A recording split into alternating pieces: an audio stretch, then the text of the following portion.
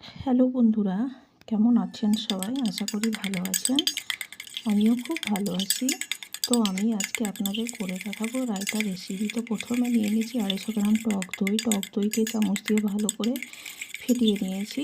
তারপরে আমি এখানে দিয়ে দিচ্ছি শসা কুচি, তারপরে দিয়ে দিচ্ছি পেঁয়াজ কুচি, তারপরে দিয়ে দিচ্ছি কাঁচামরিচ কুচি, তারপরে একটু লবণ, গোলমরিচের গুঁড়ি, বিট লবণ। আমি এখানে চিনি অ্যাড করিনি, চাইলে আপনারা চিনি অ্যাড করতে পারেন। তো এগুলোকে আমি একসঙ্গে মিক্স করে নিয়েছি, ভালো করে ফেটিয়ে নিয়েছি। তো বন্ধুরা, ভিডিওটা যদি ভালো লেগে থাকে তো লাইক, কমেন্ট, সাবস্ক্রাইব করতে একদমই ভুলবেন না। খুব সহজ পদ্ধতিতে, কোনো ঝামেলা ছাড়াই খুব সহজ পদ্ধতিতে আমি এই রেসিপিটি করে দেখালাম। একবার হলেও আপনারা ট্রাই করবেন।